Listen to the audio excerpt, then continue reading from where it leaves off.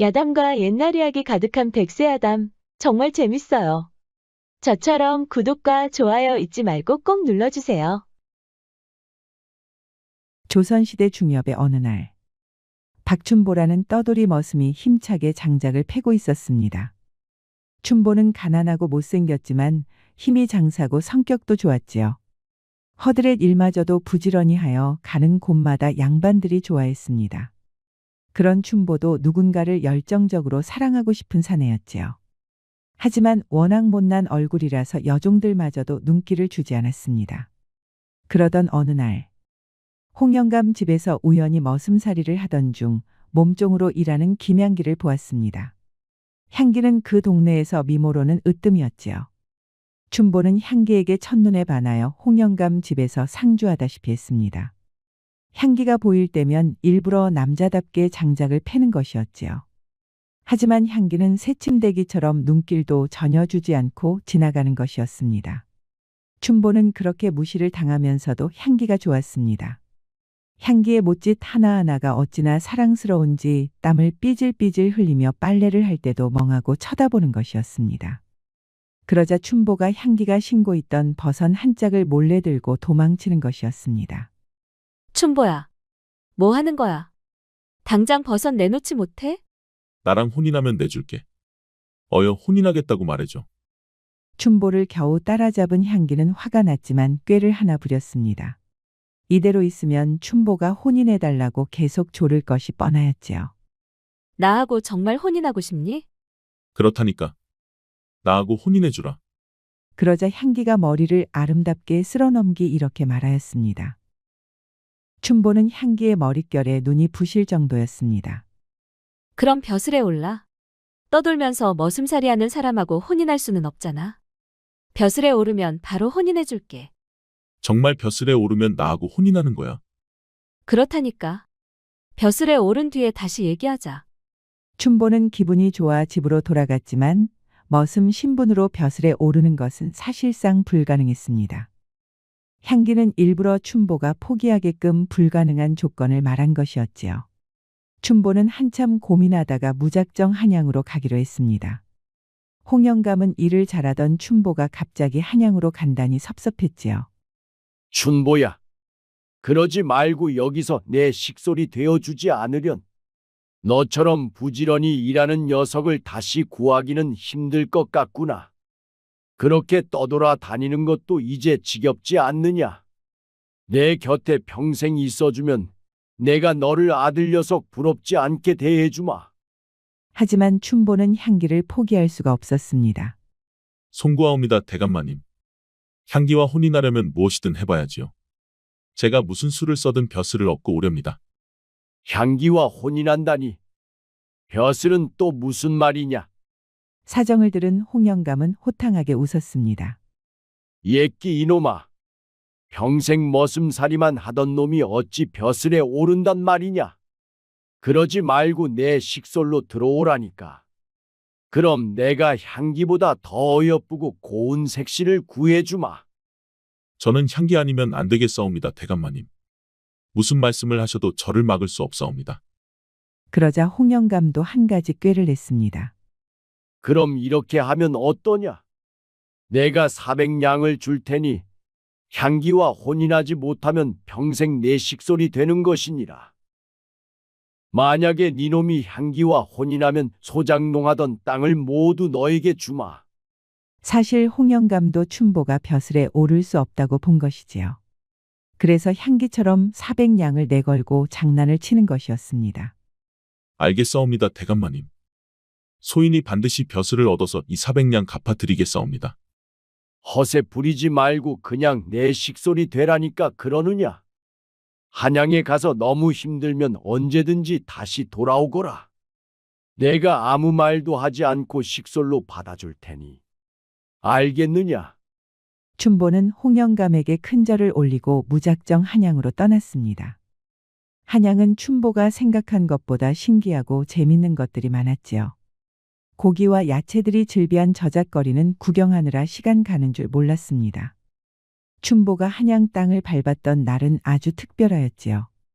풍년이 들어 마을마다 잔치를 벌이고 있었습니다. 모두가 흥겨운 잔치를 벌이고 있었는데 춘보의 눈길을 사로잡은 것이 하나 있었습니다. 창의문 앞에서 거지들과 악대가 흥겹게 춤을 추고 놀고 있는 것이었지요. 오늘도 이렇게 풍각쟁이 패를 데리고 오느라 고생이 많았소. 왕초가 잔치를 벌이자고 하는데 오지 못할 이유가 없지요. 왕초는 바로 거지들의 왕이었지요.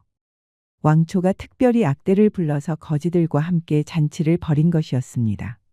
아시다시피 우리 거지들이 이렇게 볼품은 없어도 잔치가 끝날 때마다 높으신 나리를 불러 비나리를 하지요. 앞으로 높은 곳에 올라갈 분의 만수무강을 빌면 우리 거지들도 굶어 죽을 일이 없을 것이오. 왕초가 손을 번쩍 들자 거지들이 일동 주목하는 것이었습니다. 주변에는 춘복뿐만 아니라 많은 주민들이 신기하고 재밌어서 지켜보고 있었지요. 이제 우리 높으신 나리를 불러서 축왕과 함께 덕담도 나누도록 하자. 그러자 풍각쟁이의 우두머리가 어깨를 으쓱했습니다. 주위를 둘러봐도 가장 높은 사람은 바로 자신밖에 없었으니까요. 그렇게 왕초가 주변을 둘러보더니 갑자기 눈이 휘둥그레졌습니다. 왕초의 눈에 들어온 사람은 다름 아닌 춘복이었지요. 왕초는 한동안 입을 다물지 못했습니다. 놀란 눈을 비비고는 춘복이를 가리키는 것이었습니다. 어여 이쪽으로 오십시오 나리. 모든 사람들이 왕초가 가리킨 곳으로 시선이 모였습니다. 누가 봐도 못난 얼굴에 머슴처럼 보였으니 다들 왕초가 실성한 것은 아닌가 의심하였지요. 왕초 곁에 있던 거지들도 의아하여 고개를 갸웃하였고 잔뜩 기대하고 있던 풍각쟁이의 우두머리는 기가 막힌 얼굴이었습니다. 별 미친놈을 다 보았네. 저렇게 보잘것없는 머슴놈에게 날이라니. 거지들의 왕. 웃기고 있네. 그렇게 풍각쟁이 패는 신경질을 부리며 자리를 떴습니다. 춘보도 어리둥절하여 말을 잇지 못하고 있었지요. 하지만 왕초는 그런 춘보에게 깍듯이 고개까지 숙이는 것이었습니다. 어여 오시지요 나리. 설마 저를 두고 말씀하시는 겁니까? 그렇사옵니다 나리. 어여 오시지요. 춘보는 꿈이라도 꾸고 있는 건가 하고 볼을 꼬집었습니다. 그러자 거지들이 우르르 몰려와 춘보를 한가운데로 모시는 것이었습니다. 얘들아. 이분이 장차 관직에 오를 분이시다. 절들 올려라. 그러자 수많은 거지들이 춘보에게 큰절을 올리는 것이었습니다. 왕초도 빙긋 웃더니 큰절을 올리는 것이었지요. 춘보는 당황하여 얼굴이 다 빨개졌습니다. 저기 이보시오들. 뭔가 착오가 있는 것 같은데 나는 그저 떠돌아다니며 머슴살이를 하는 사람이요. 하지만 거지들은 한결같이 미소를 지으며 춘보를 바라보기만 했습니다. 춘보가 모든 것을 베풀 줄 아는 큰 어르신이라도 된 것처럼 말이지요. 염려하지 마십시오 나리. 지금은 이렇게 머슴살이를 하고 계시지만 분명히 관직에 오르실 것이옵니다. 춘보는 솔깃했습니다. 분명히 관직에 오른다니. 거지들의 왕이라고 하지만 끌릴 수밖에 없었지요. 내가 정말 관직에 오를 수 있겠소. 실은 벼슬을 얻으려고 여기 한양까지 온 것이요. 얘들아. 잔치 끝났다. 이제 주막에서 거하게 마셔보자꾸나. 거지들은 왕초의 명령에 따라 우르르 주막으로 몰려갔습니다. 이제 창의문 앞에는 왕초와 춘보기뿐이었습니다. 나리도 어역하시지요. 한양까지 오시느라 목이 많이 마르시지 않사옵니까? 그렇게 춘보는 홀린 듯 왕초를 따라 주막으로 갔습니다. 거지들이 몰린 주막은 아주 한가해서 파리가 날리고 있었지요. 주인은 입에 풀칠하기도 힘든 탓인지 거지들이 몰려와도 기분 나쁜 내색조차 하지 않았습니다. 모처럼 주막에 활기가 넘친 것이었지요. 춘보는 막걸리 한 잔을 걸치더니 배시시하고 웃었습니다. 아까는 농으로 알겠소. 아무리 그래도 그렇지 떠돌이 머슴에게 관직이라니. 가당치도 않소. 하지만 왕초는 주막이 떠나라 크게 웃는 것이었습니다. 막걸리를 수염까지 흘릴 정도로 개걸스럽게 마셨지만 왕초에게는 묘한 매력이 있었지요. 농이 아니옵니다 나리. 나리께서는 반드시 관직에 오를 것이옵니다. 그것을 어찌 확신하시오. 소인은 평생 동량을 하러 다니면서 많은 사람들을 만났지요. 나리처럼 평생 몸종으로 살던 사람. 부모님이 물려준 돈으로 호의호식하는 부자. 태어날 때부터 똑똑해서 과거에 급제하는 도련님들. 그 중에는 타고난 관상으로 벼슬에 오르는 사람들도 여러 봤습죠.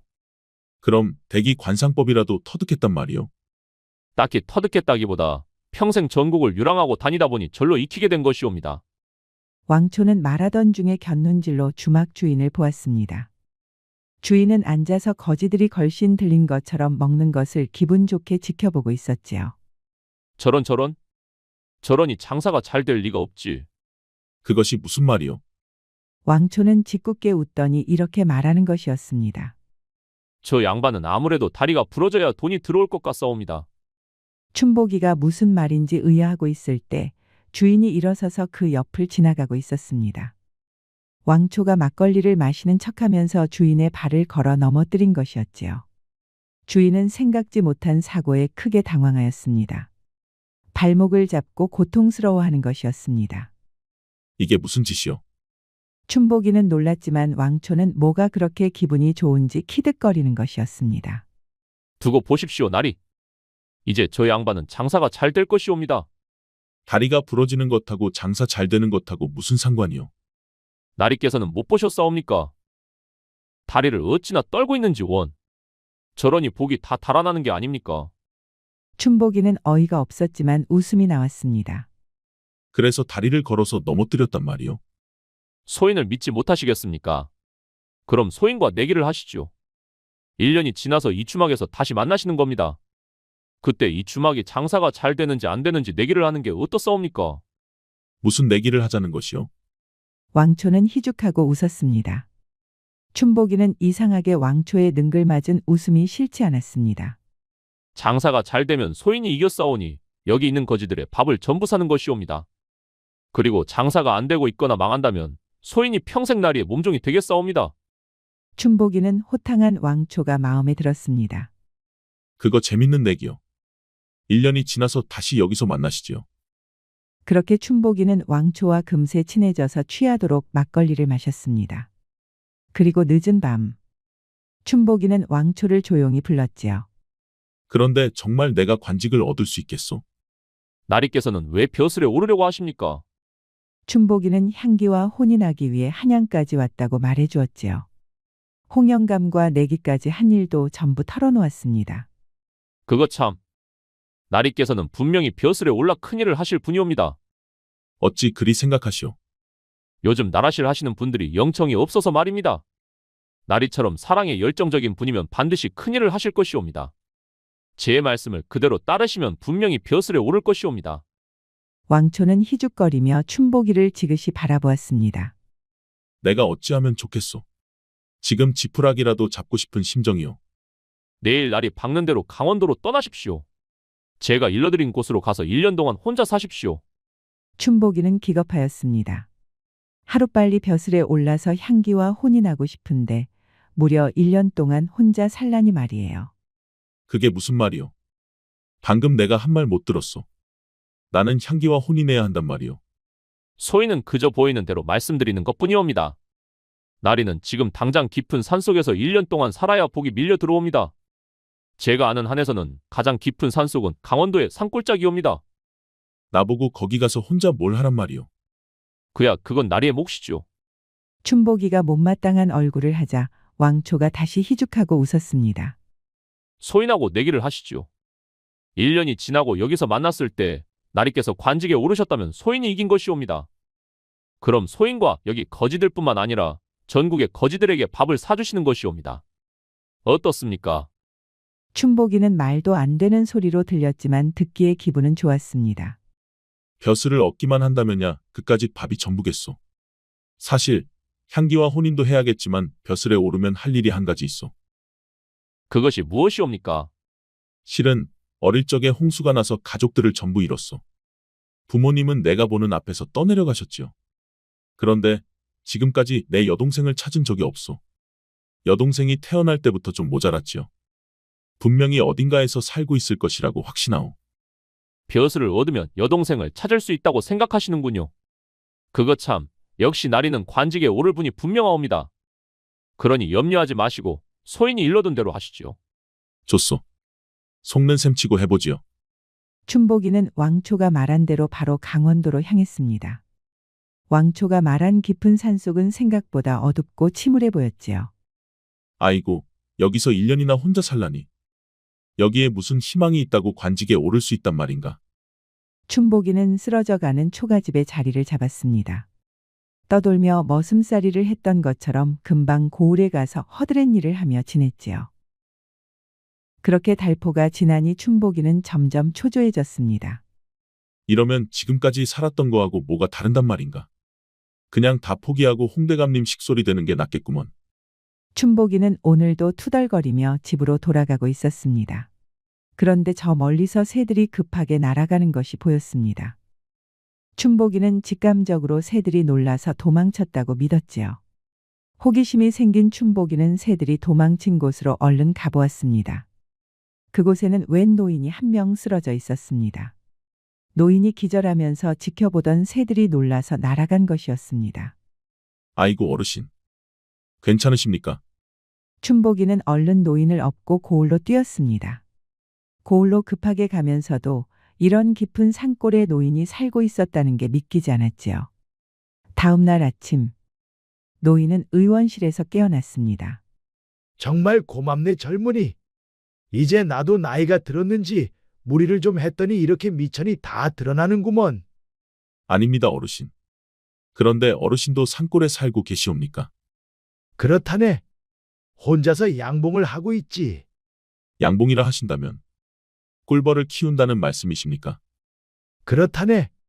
자식들이라고는 딸내미들 뿐이라서 다들 시집을 가고 양봉을 물려줄 처자식도 없다네. 그렇다고 도맡아 일을 해줄 몸종도 없으니 일을 어찌하면 좋을꼬. 노인은 한숨을 푹 쉬었습니다. 그럼 어르신. 그 양봉 제가 해보면 안 되겠습니까? 자네가? 그런데 자네는 어쩌다 이렇게 깊은 산골에 살고 있는 겐가? 사연을 들은 노인은 허허하고 웃고는 이렇게 말했습니다. 나도 고을에서 오가는 이야기를 들었지. 자네가 떠돌이 머슴이라고는 하지만 아주 부지런하다고 들었네. 자네만 괜찮다면 지금이라도 양봉을 배워보게나. 춘복이는 그날부터 열심히 양봉을 배웠습니다. 일단 속이 꽉 찬 통나무를 준비하고 속을 파내서 벌들이 집을 지을 공간을 마련하는 것이지요. 그렇게 열심히 벌을 키우고 꿀을 팔았더니 벌통이 수십 개에서 수백 개로 늘어났습니다. 그렇게 어느덧 세월이 흘러 왕초와 약속한 1년이 다가오고 있었습니다. 노인은 이제 기력이 없어서 모든 일을 춘복이에게 맡겼지요. 춘복이는 벌어들이는 돈을 노인에게 조금씩 나눠주고 있었습니다. 그러던 어느 날, 웬 멀끔한 차림의 선비가 춘복이 집을 지나가고 있었습니다. 이렇게 외진 곳까지 올 사람은 아닌 것처럼 보였지요. 여기 아무도 없소이까? 춘복이도 멀끔한 차림의 선비가 깊은 산골까지 온 것이 이상했습니다. 무슨 일로 오셨습니까? 혹시 자네 이름이 춘복인가? 그렇습니다만 누구신지. 자네 혹시 갑술년 9월 14일에 태어난 것이 맞는가? 춘보는 깜짝 놀랐습니다. 대체 누구길래 자신이 태어난 날까지 알고 있는 걸까요? 그것을 어찌 선비님이 아십니까? 선비도 놀랐는지 재차 물었습니다. 그러니까 자네가 갑술년 9월 14일 해시에 태어난 것이 맞단 말이지? 대체 선비님은 누구십니까?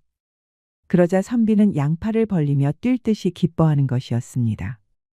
드디어 찾았네 찾았어. 자네 지금 당장 나와 함께 갈 곳이 있네.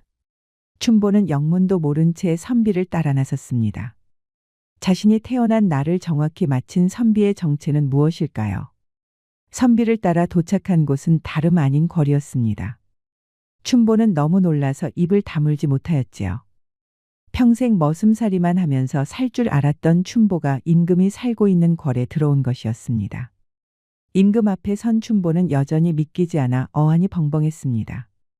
대신들이 꾸짖자 그제야 정신을 차리고 고개를 푹 숙였지요.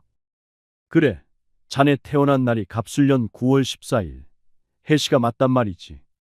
예, 그렇사옵니다 전하. 임금은 수염을 매만지며 허허하고 웃는 것이었습니다. 그거 참 이상하지 않은가? 집 역시 갑술년 9월 14일. 해시에 태어났단 말이야. 춘보는 놀라서 눈이 휘둥그레졌습니다. 고개를 들고 임금을 쳐다봤다가 또 대신들에게 꾸지람을 받았지요. 한나란 씨의 같은 정기를 타고 태어났는데 어찌 짐은 한나라의 왕으로 팔도 감사까지 두고 있고 어찌 자네는 그렇게 머슴으로 살아가고 있는고. 춘보는 그제야 어찌된 사정인지 알게 되었습니다.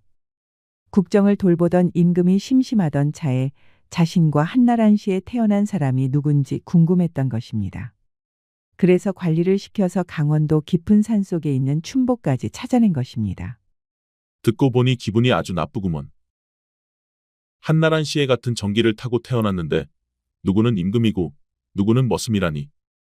춘보는 비록 상대가 임금이었지만 응수하고 싶었습니다. 이대로 돌아갔다가는 무시만 당할 것이 뻔하니까요.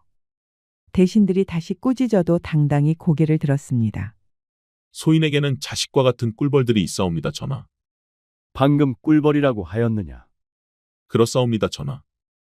평생 양봉을 하시는 어르신에게 물려받고 지금은 수백, 아니 수천 개의 벌통을 가지고 있사옵니다. 벌통에 사는 벌들이 나라의 백성 수에 결코 뒤지지 않사옵니다, 전하. 임금은 생각지 못한 응수를 받고 아무런 말도 하지 못했습니다. 대신들은 당황하여 얼른 춘보를 나무랐지요. 당장 끌고 가서 차명에 처해야 한다는 극단적인 말까지 나왔습니다. 하지만 잠시 고심하던 임금은 대신들을 만류했습니다. 다시 말해보거라. 벌통이 몇 개라고? 춘보는 잘못 입을 놀렸다가 죽을 수 있다는 것을 잘 알고 있었습니다. 하지만 이미 엎질러진 물이었지요. 평생 허드렛 일만 하던 춘보. 이제는 사나이답게 주사위를 던질 때가 온 것입니다. 수천 개의 벌통이 옵니다, 전하. 벌통에 사는 벌들이 지금 이 순간에도 소인의 손길을 기다리고 있사옵니다. 꿀은 만백성의 건강과 왕실의 번영을 위한 산물이옵니다. 그만큼 소인의 일도 국정 못지않게 중하다 여기옵니다. 대신들은 얼른 춘보를 끌어내야 한다고 소리를 질렀지요. 하지만 임금이 갑자기 호탕하게 웃는 것이었습니다. 그러면 그렇지. 짐과 한나란 씨의 같은 전기를 타고 태어났으니 보통 사내가 아니라고 믿었네. 자네 이름이 춘보라고 하였지. 그렇사옵니다, 전하. 어쩌다 그렇게 깊은 산골에서 양봉을 하게 되었나? 모든 사연을 들은 임금은 또 한 번 호탕하게 웃었습니다. 그것 참. 모처럼 연정에 대한 이야기를 들으니 기분이 좋구먼 그래. 그러자 임금의 비위를 맞추던 대신들도 하나둘씩 따라서 웃기 시작했습니다. 그러니까 자네가 벼슬을 얻어야 그 향기라는 처자와 혼인할 수 있단 말인가? 그렇사옵니다, 전하. 임금은 듣기만 해도 유쾌한지 웃음이 떠나지 않았습니다. 그래 좋네. 자네의 그 배짱이 정말 마음에 드는군. 짐이 자네에게 내 자시에 참봉을 주겠네. 어여 가서 향기라는 처자와 혼인하게나. 춘보는 감격하여 눈물이 흘렀습니다. 임금에게 큰절을 올렸지요. 그리고 과거 시험에도 도전하도록 하게. 자네 정도의 배짱이라면 충분히 과거 시험도 볼 수 있을 게야. 어서 고향으로 돌아가게. 춘보는 그렇게 내자시의 참봉에 올랐습니다. 내자시는 대궐에서 쓰는 여러 가지 식품에 관한 일을 맡아 보던 관하였습니다. 참봉은 종구품이었지만 벼슬이었지요. 신이 난 춘보는 얼른 홍대감 집으로 뛰어왔습니다. 향기는 몰라보게 달라진 춘보를 보고 놀랄 수밖에 없었지요. 눈을 의심한 향기는 춘보의 그간 사정을 듣고는 크게 감동한 것이었습니다. 콧대가 높던 향기도 춘보에게 완전히 반한 것이었습니다. 그렇게 춘보는 향기와 혼인하게 되었고 홍영감은 약속대로 소장농을 하던 땅을 모두 주었지요. 춘보는 임금이 말한 대로 열심히 공부하였습니다. 낮에는 양봉일을 하면서 늦은 밤에는 부지런히 책을 읽었습니다. 그렇게 열심히 공부한 춘보는 끝내 과거에도 합격하였습니다. 떠돌이 머슴 춘보가 이제 어엿한 고을 원님이 된 것이었습니다. 그렇지. 왕초와 했던 내기가 있었구나. 이게 다 그 왕초의 관상법 덕분이 아니던가. 춘보는 왕초와 막걸리를 마셨던 주막으로 향했습니다. 주막으로 걸어가던 춘보는 맞은편에서 오던 사내와 눈이 마주쳤습니다. 매우 낯이 익어서 자세히 보니 왕초의 잔치에서 같이 놀았던 풍각쟁이 폐의 우두머리였습니다. 그는 춘보를 보더니 깜짝 놀랐지요. 그대는 그때 왕초가 날이라고 말했던 머슴이 아닌가. 그간의 사정을 알게 된 풍각쟁이 폐의 우두머리는 바로 고개를 숙였습니다. 그 왕초의 말이 전부 사실이었다니. 정말 신기하옵니다. 이렇게 사또나리가 돼서 돌아오실 줄은 소인은 정말 꿈에도 몰랐사옵니다. 혹시 그 왕초를 본 적이 있는가? 그날 이후로 본 적이 없사옵니다. 사또나리. 춘보는 다시 주막으로 걸음을 옮겼습니다. 주막 앞에 선 춘보는 한박 웃음을 지었지요. 주막이 장사진을 이루고 있었습니다. 왕초가 약속한 것처럼 주막 장사가 잘 되는 것이었습니다. 다리가 부러졌던 주막 주인은 이제 그 고을에서 가장 돈을 잘 버는 사람으로 이름을 날리고 있었지요. 하지만 춘보가 기다리던 왕초는 끝내 나타나지 않았습니다. 그렇게 세월이 흘렀으나 춘보는 여전히 왕초를 만나지 못하였지요. 바쁜 일정 중에도 주막으로 가보았지만 왕초는 보이지 않았습니다. 그러던 어느 날, 나라에 풍년이 오면서 전국에서 잔치가 벌어졌습니다. 춘보는 얼른 하던 일을 마치고 창의문으로 달려갔지요. 그리고 그곳에서 드디어 왕초를 만났습니다. 아이고 나리. 역시 벼슬을 얻으셨군요. 제가 뭐라고 했사옵니까? 분명히 관직에 오른다고 하지 않았사옵니까? 춘보는 왕초의 손을 잡아주었습니다. 자네 덕분이야. 자네가 나에게 강원도로 가라고 하지 않았으면 난 여전히 평생 머슴살이만 하고 있었겠지. 그러자 왕초가 호탕하게 웃으며 이렇게 말하는 것이었습니다. 그렇지 않사옵니다 나리. 나리께서는 이미 관직에 오를 준비가 된 분이옵니다. 강원도로 가지 않았다고 해도 언젠가는 크게 됐을 것이옵니다. 소인은 그저 지름길을 알려드린 것뿐이옵니다. 그보다도 소인과 내기한 일은 잊지 않으셨겠지요. 감개무량한 춘보는 절로 눈물이 흘렀습니다. 당연히 잊지 않았네. 자네와 더불어 전국의 모든 거지들에게 밥을 사도록 하지. 그리고 자네에게 할 말이 있네. 자네처럼 관상법에 능한 사람은 찾아보기 힘들다네. 이제 전국을 유랑하는 일은 그만두고 내 곁으로 오지 않겠나. 저에게 벼슬을 주시려는 것이옵니까? 그렇다네. 하지만 왕초는 호탕하게 웃으며 이렇게 말했습니다. 소인에게 벼슬이 어울리지 않다는 건 나리께서도 이미 알고 계시지 않사옵니까? 소인에 대한 은혜를 갚고 싶으신 생각이시라면 그 마음 하나로도 충분하옵니다, 나리. 그보다도 우리 배고픈 거지들에게 하루빨리 밥을 사주시지요. 그럼 이 은혜 평생 잊지 않겠사옵니다, 나리. 춘보는 약속한 대로 전국의 거지들에게 밥을 사주었습니다.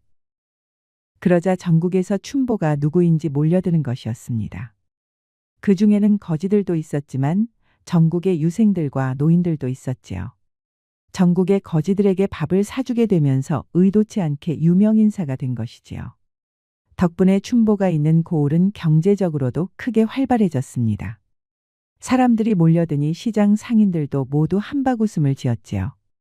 그러던 어느 날, 춘보는 오늘도 바쁜 업무로 하루를 보냈습니다. 사또나리? 누가 사또나리를 꼭 찾아뵙고 싶다고 하옵니다. 춘보는 그저 억울한 일을 하소연하는 주민인 줄 알았지요. 그런데 춘보 앞에 있는 사람은 바로 실종된 여동생이었습니다. 홍수로 인해 가족을 잃었으나 여동생만은 어디에선가 꼭 살아가고 있다고 믿었지요. 여동생이 태어날 때부터 모자랐던 터라 고을 원님이 된 춘보도 찾는 것이 쉽지 않았습니다. 그런데 이렇게 제 발로 찾아오다니. 이것이 다 전국의 거지들에게 밥을 사준 덕분이었습니다. 어린 여동생은 홍수 이후에 길을 잃어서 동네 거지들과 살게 되었습니다. 그렇게 거지들과 함께 정처 없이 다니다 보니 춘보가 찾을 수 없었던 것이지요. 그러다 고을 원님이 사준 밥을 먹고 여기까지 제 발로 찾아온 것이었습니다. 함께 어울리던 거지들과 왔으나 전국에서 찾아온 유생들에게 밀려 춘보를 빨리 만날 수 없었지요. 내 동생. 내 동생을 이렇게 만나다니. 춘보는 얼른 동생을 집으로 들였습니다. 동생과 함께했던 거지들도 덩달아 춘보 집의 식솔이 되었지요. 여동생은 춘보를 알아보지 못했지만 세월이 흐르면서 그 누구보다 아름다운 규수가 되었습니다. 향기는 춘보를 닮은 두 아들, 딸을 낳았답니다.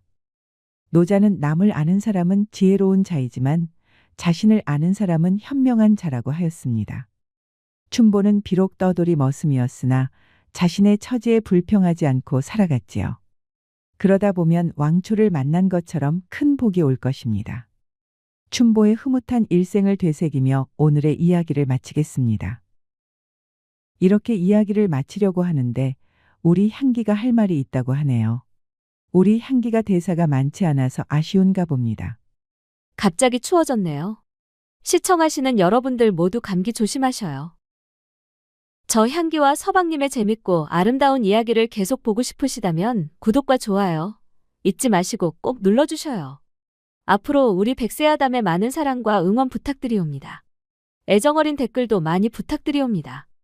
건강 조심하시고 만수무강하소서. 지금까지 백세야담을 시청해 주셔서 감사합니다. 구독과 좋아요도 잊지 마시고 꼭 눌러주세요. 애정 어린 댓글도 많이 부탁드립니다. 야담과 옛날 이야기 가득한 백세야담 어떠셨나요?